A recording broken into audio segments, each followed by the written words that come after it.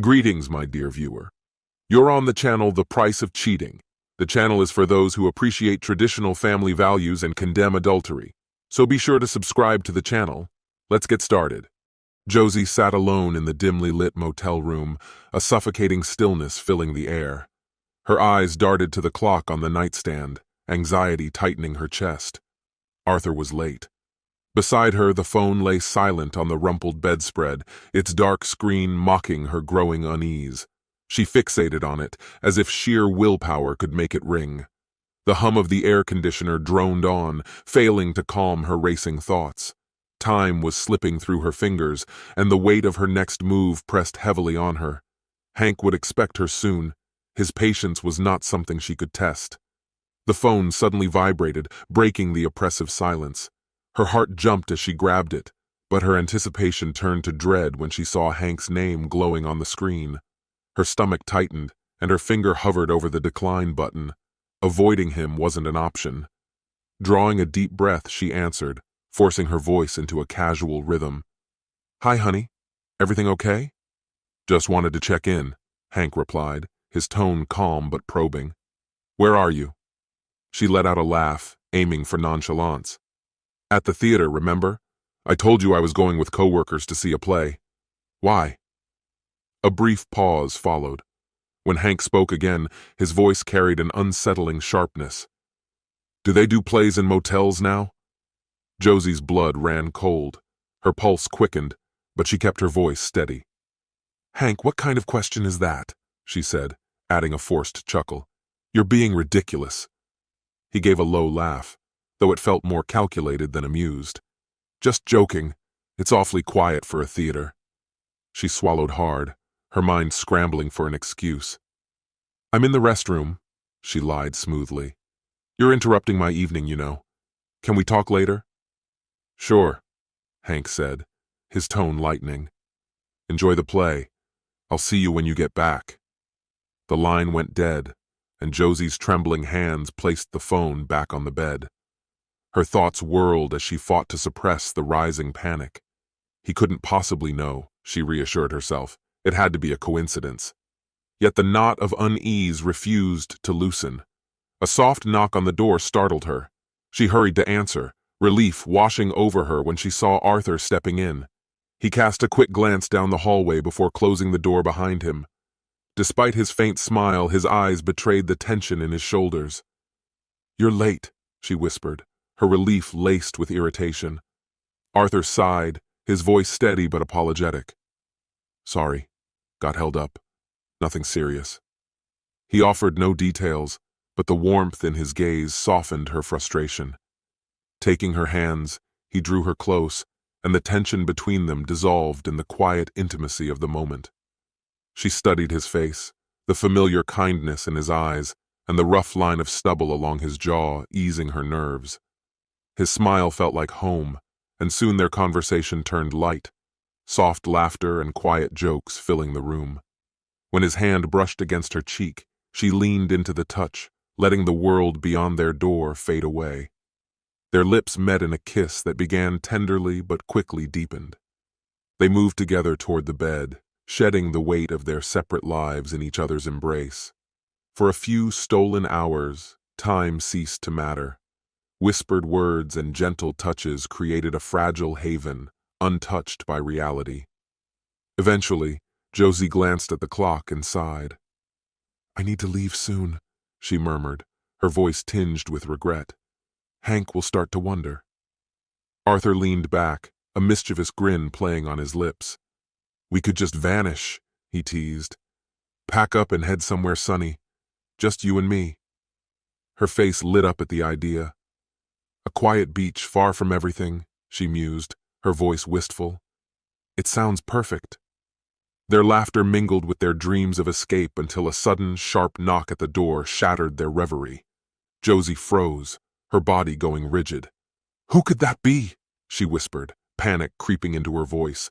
She scrambled to gather her clothes, clutching the bedsheet tightly around her. Arthur remained calm, flashing her a reassuring smile. "Relax," he said softly. "No one knows we're here. I'll handle it." He slipped on his boxers and approached the door as the knocking grew louder.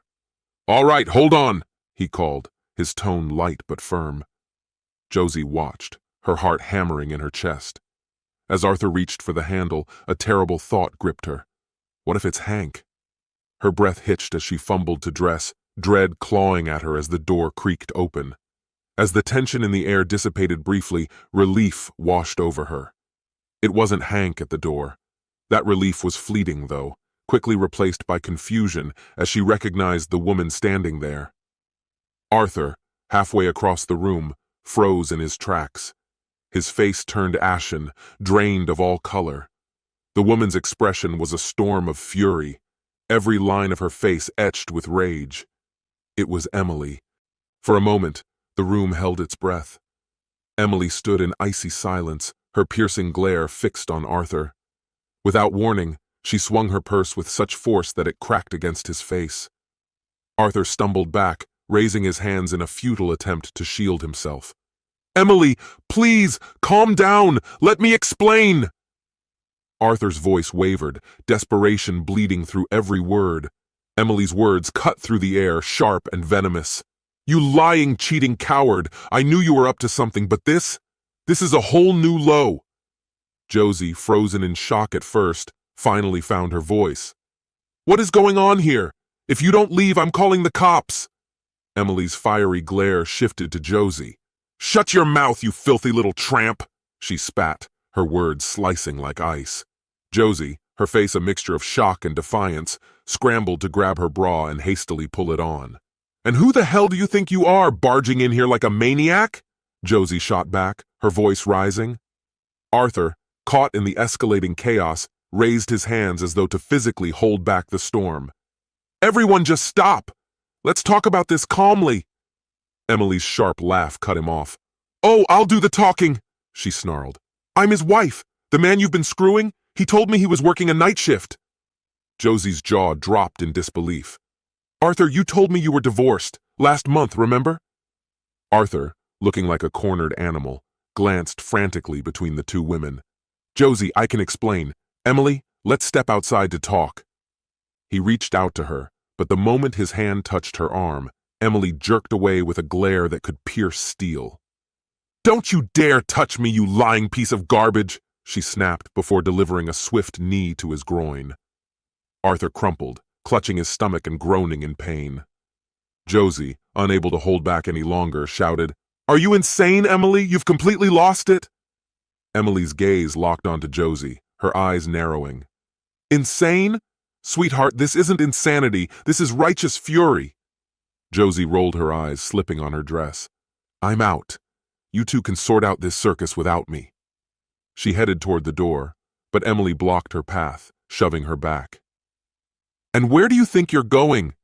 Emily barked, her tone dripping with scorn. "You think you can just walk out of my husband's bed like this is some kind of joke?" Josie squared her shoulders, her voice cold and steady. "Touch me again, and I promise you'll regret it." Emily let out a harsh laugh. "Oh, really? And what exactly are you going to do about it?" Arthur, still doubled over, tried to intervene. "Emily, Josie, please, stop this madness." But Emily silenced him with another swing of her purse, this time hitting his shoulder. "Stop? The only stopping I'll do is in court when I take everything you've got." Arthur winced, rubbing his shoulder. "Emily, please." Josie threw her hands up in exasperation. "You're both out of your minds," she yelled, inching toward the door again. But Emily wasn't done. She lunged forward, grabbing a fistful of Josie's hair. Josie cried out, retaliating by grabbing Emily's hair in return. The two women spun in a chaotic, furious dance, slapping and yanking at each other like wildcats. "You want to play dirty?" Josie hissed, pulling harder. "Fine by me." Arthur, watching the chaos spiral further out of control, stepped between them. "Ladies, enough!" he begged. Bad timing. Josie swung wildly, aiming for Emily, but instead landed a sharp slap on Arthur's jaw. "Oops," she muttered, her tone far from apologetic. Emily seized the opportunity, tugging Josie's hair harder and managing to slap Arthur square on the other cheek in the process. "Can you both stop hitting me for just 1 second?" Arthur groaned, clutching his face. Neither woman heeded his plea, locked as they were in their own battle. Emily managed to slap Josie's arm, smirking triumphantly. "How's that for a goodbye?" Josie retaliated with a slap of her own. "That all you've got? Pathetic." Arthur, thoroughly defeated, threw his hands in the air. "I'm done! Good luck sorting this mess out!" He collapsed onto the bed, groaning, as the two women continued their frenzied fight, oblivious to his surrender. When the dust began to settle, the two women launched themselves at each other with wild, unchecked energy. Their tussle, frantic and clumsy, lasted an eternity in just over a minute. Hair was yanked, and slaps landed with more force than aim, until finally they tore apart, panting and disheveled. They stood across from one another, glaring, their fury matched only by their exhaustion. Around them, the room wore the scars of their fight, a chaotic, upended mess.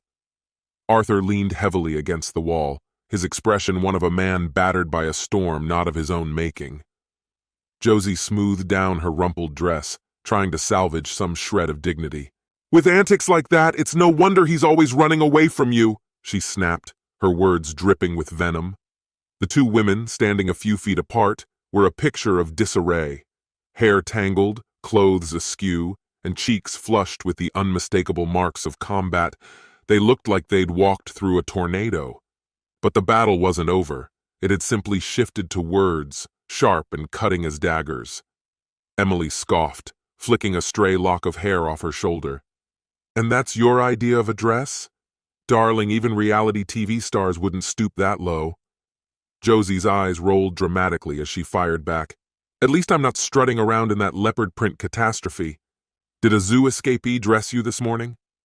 Arthur, rubbing his own bruised jaw, raised his hands in a futile attempt to broker peace. "Ladies, can we try being adults for a second?" he pleaded. The response was swift and unanimous. Their combined scorn silenced him, leaving him slumping further into the wall like a man who'd realized he was out of his depth. As the verbal sparring reached its peak, Josie decided it was time to leave. Steeling herself, she prepared to shove past Emily if necessary. But before she could act, Emily rummaged through her bag and retrieved a spray can, brandishing it like a weapon. A sly smirk played on her lips. "Want to take this up a notch? Let's see how you like this." Before Josie could react, Emily unleashed a blast of aerosol. Josie managed to squeeze her eyes shut, but the acrid fumes enveloped her, stinging and choking. Coughing violently, she stumbled backward, waving her hands in a desperate attempt to clear the air. "Is this nail polish remover?" Josie choked out, her voice raw as tears streamed from her burning eyes. The room filled with an industrial stench that clung to her throat like smoke from a chemical fire. Through the haze, she saw Arthur wrestling the spray can from Emily's hands. "Stop biting me, Emily!" he yelped, his voice strained between coughs. Realizing this was her chance, Josie blinked away the sting and bolted for the door, using the wall as a guide. Arthur's protests faded behind her as she stumbled into the hallway, gasping for clean air. The cool night air hit her lungs like salvation. Josie staggered toward her car, her mind racing with disbelief and fury. "Never again," she muttered under her breath. "That's the last time I let anyone talk me into this." Her relief was short-lived. As she approached her car, the sight of bold, black graffiti on the side stopped her cold. The word whore screamed back at her in crude, dripping letters. Her jaw clenched as her fists balled up. "Perfect, just perfect," she growled, yanking the car door open. Sliding into the driver's seat, she caught a glimpse of herself in the mirror and froze. A black streak of paint marred her cheek, a souvenir from Emily's aerosol assault. Grabbing a wet wipe, she tried to scrub it off, only to smear it further. "Great," she muttered darkly. "Now I need paint thinner just to clean my face." Her dress was torn, her cheeks bore slap marks, and her hair was a wreck, but none of it mattered. Anger fueled her now. She jammed the key into the ignition, only to hear the dreaded thump-thump of a flat tire. Climbing out, she discovered a jagged puncture in the rubber, mocking her misery. She spat on the ground in frustration. "Emily, you'll pay for this," she growled. "Round 2 is coming." The drive home, slow and fraught, blurred into a haze of rage. By the time Josie stormed into her house, Her mind was consumed with a single thought: revenge. Thoughts of explanations or excuses didn't even cross her mind. Hank, lounging in the kitchen with a cup of coffee, looked up as she entered. One glance at her smeared face and torn dress, and he burst into laughter. "Well, look at you," he said, his grin wide. "Raccoon or performance art? Can't decide." Josie ignored him, her focus on rummaging through cabinets for something, anything, to clean her face. Her hands fumbled as her mind boiled with fury. Hank leaned casually against the counter, smirking. "Tough night at the theater?" he quipped. "Or is this some avant-garde method acting I'm not in on?" Scrambling for an excuse, Josie stammered, Hooligans. Some homeless guys thought we were part of a show and went nuts with spray paint. Real artsy stuff." Hank's eyebrow arched as he barely contained another laugh. "Well, that's certainly one way to spend an evening." Experimental theater, far from the usual vibe in the downtown arts scene. Bold, immersive, and seemingly without structure. Josie let out a forced laugh, her head low as she rummaged through the cluttered room. Across the space, Hank strolled toward the window, lazily sipping his coffee until something outside snagged his attention. Painted in vivid strokes along the side of Josie's car was a single, glaring word. Hank almost choked on his coffee. "Well, isn't this something?" he said, his voice laced with sly humor. "You've decided to name the car? Kind of brutal, don't you think?" Josie froze mid-motion, her cheeks blazing crimson. Hank turned back toward her, leaning against the wall with an air of exaggerated gravity.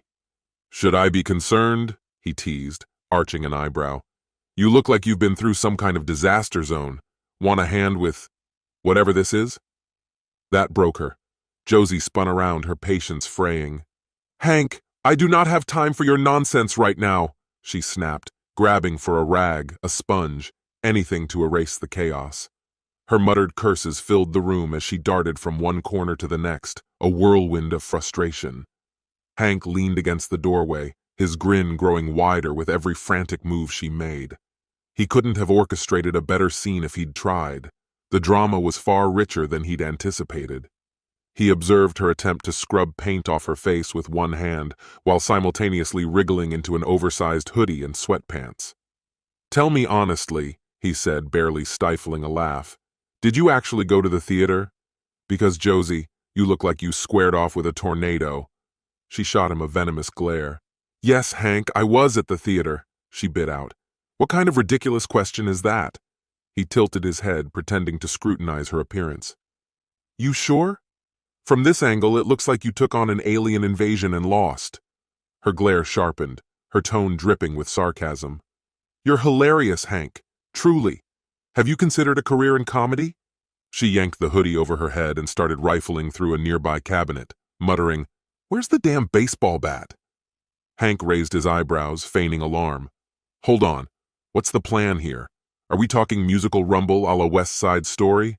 Or full-on vigilante Chuck Norris?" Her glare could have incinerated steel. "Enough with the jokes, Hank. Just hand me your car keys." Recognizing he'd pushed her to the brink, Hank stepped forward, his tone softening. "Josie, slow down for a second. Take a breath. Talk to me." She stopped, but the fire in her eyes didn't dim. "There's no time, Hank. That lying coward needs to face what's coming to him." Hank raised his hands in a calming gesture. "Before you start dishing out street justice, there's something you should know. Arthur, he's juggling 2 girlfriends, and I'm not sure where you fit into his lineup." The room went still as his words sank in. Josie's face shifted, fury giving way to stunned disbelief. "Wait, are you saying he's seeing someone else?" she asked, her voice trembling. "That two-timing bastard!" Hank's steady gaze didn't falter. He let the silence speak for him, watching as comprehension dawned on her face. Her eyes flicked to Hank, panic overtaking anger. "Oh no," she whispered, realization hitting her like a slap. "What did I just say?" Hank let out a humorless chuckle. "Yeah, Josie, I've pieced it all together. Did you really think I wouldn't notice the lies, the sneaking around? Arthur? Seriously? The guy's cheating on his wife, you, and someone else. Quite the hat trick." Her defenses crumbled. Tears welled up as she cradled her head in her hands. "I didn't want this, Hank. It was stupid and reckless. I messed up. Hank's voice remained firm. Stupid? Reckless? Sure, but let's not downplay it. You knew exactly what you were doing. Her head snapped up, incredulous. Wait, you've been spying on me? Following me? He crossed his arms, unbothered. Not spying, just enough digging to confirm what I already suspected. Her eyes widened in realization. So, Emily showing up out of nowhere? That was your doing? Hank allowed himself a small grin. Call it coincidence, or maybe just karma finding its way. Funny how things work out. Josie threw her hands up, her voice rising in indignation. You've ruined my life, Hank! All of this chaos! You set it in motion! Hank didn't flinch. Let's get real, Josie. When I called you and you lied about where you were, who was setting who up? You made these choices. She faltered, searching for a way to shift the blame. You've endangered me, Hank. I'm the victim here, dragged into this mess you created. His expression hardened. A victim? Josie, the second you betrayed me, you became the architect of your own chaos. If your life's a mess now, it's only because you built the storm. Hank's eyes hardened, a cold determination settling in his gaze. His voice dropped to a disturbingly even tone. Josie, enough with the theatrics. We're not actors in some tragic play, he said, his words slicing through her defenses. Josie's eyes filled with tears, her composure cracking as a choked sob escaped her. Moments later, she completely broke down, her emotions spilling out uncontrollably. Hank stood motionless, his arms crossed tightly over his chest, exuding an air of impatience that made it clear he had reached his limit. I cared about you, Josie. I believed in you, he said, his voice carrying a faint trace of regret. But you went too far. Don't bother with excuses, I've heard enough. You threw everything away for that sorry excuse of a man, Arthur. Honestly, you should count yourself lucky I didn't handle this differently. Trust me, I had options. Josie's sobs escalated into a desperate scream. How could you, Hank? This is heartless. But Hank didn't flinch. His expression remained resolute as he responded in a measured, unyielding tone. Don't even try to twist this into some narrative about double standards, Josie. It's not going to work. His voice turned final, cutting off any further argument. Tomorrow the lawyer will deliver the divorce papers.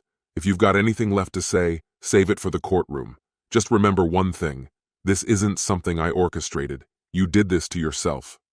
What followed was nothing short of a spectacle. A courtroom battle that blurred the lines between legal proceedings and personal vendettas.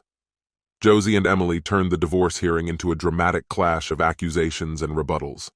Ultimately, the judge sided with Josie, ruling that Emily owed her compensation for the custom paintwork on her car. Arthur, reeling from the chaos he had helped create, found himself shouldering the financial fallout.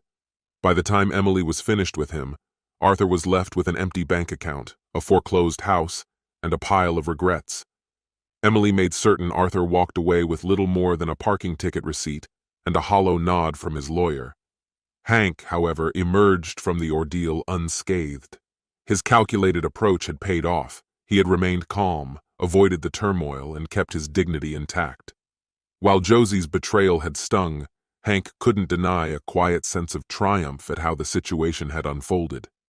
He had outmaneuvered every other player, safeguarding his finances and sidestepping the chaos entirely. With a clear conscience, stable finances, and a newfound sense of independence, Hank left the wreckage of his marriage behind. The experience had been a painful one, but it came with valuable lessons and an unforgettable story to tell over a drink. And so, Hank's story concluded with a sense of closure and a clean slate. Life, messy as it had been, granted him a surprisingly drama-free ending, something he could raise a glass to with genuine satisfaction. This concludes the story. If you like it, then put your powerful like and subscribe to the channel.